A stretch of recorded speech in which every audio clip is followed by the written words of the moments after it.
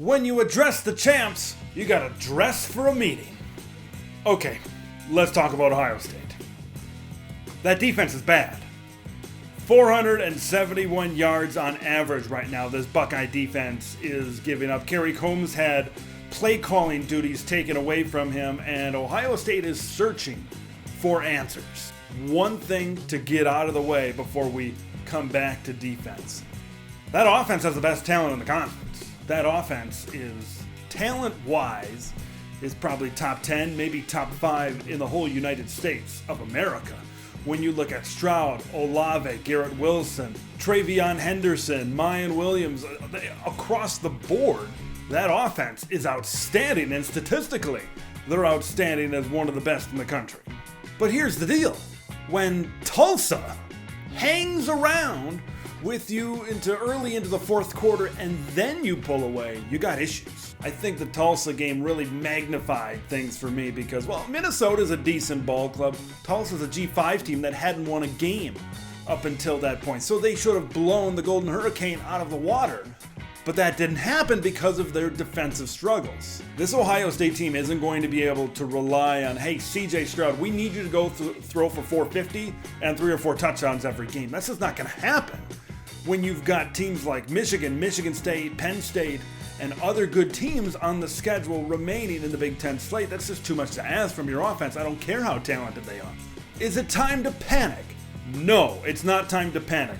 Oregon was a good team. You lost to them by 7. You couldn't stop the run. They're a physical football team. I get that. You got Akron, you got Rutgers, you got Maryland, and then a bye before you get to Indiana on the road on October 23rd. So what does that tell you? From this video, the recording date of this video, you got about a month to figure it out. And that's the Indiana game. I mean, Michael Penix has thrown, 6 interceptions in 3 games thus far? He's very turnover prone. That being said, that's the first team that could maybe give Ohio State trouble. Beyond that, you got Penn State the very next week. You got Nebraska on the road. Watch out for that game. Michigan and Michigan State are your final 2 games of the season. I look at this, they've got time to figure it out. They got about a month to get their crap together. This is an Ohio State team that could, I'm not saying they will, they could, 3 or 4 losses. It would not surprise me. Penn State is playing really good right now. Michigan is running the football extremely well, right? Look what Oregon did running the football against that Ohio State defense. Look at Michigan State and Kenneth Walker and what he's doing. Man, they're not going to fix every single one of those issues on defense. But that defense doesn't need to be great, right? This defense wasn't exactly good last year. They went all the way to the national championship game. So you don't need a good defense, especially with the talent that you have on the offensive side of the football. This is the most confident any team in the East Division has probably felt in at least 5 years. Ohio State is vulnerable on defense. One of these teams is going to pounce. I can sit here right now and say, Ohio State's going to lose again.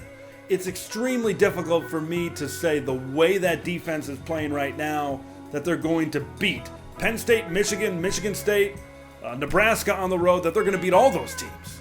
If Ohio State rattles off 3 or 4 really good performances on defense against Akron, against Rutgers, against Maryland, against these types of teams, I wouldn't say, oh, they got it all figured out. No, don't jump into that boat quite yet, because those teams, although Maryland's a pretty good team on offense, those teams won't give you a great barometer. Now, once you start getting into maybe the Penn States and the Nebraskas and the Michigan States and the Michigans towards the end of the season, that's where you're going to find out really where this team is. So don't jump the gun too quick just because they only allow 7 points to Akron or they hold Rutgers to 14. Do you think Ohio State is in trouble right now? Is it too early to hit the panic button? Leave your thoughts in the comments below. Subscribe for daily Big Ten football content. I'm Big Ten Ted. We'll see you in the next one.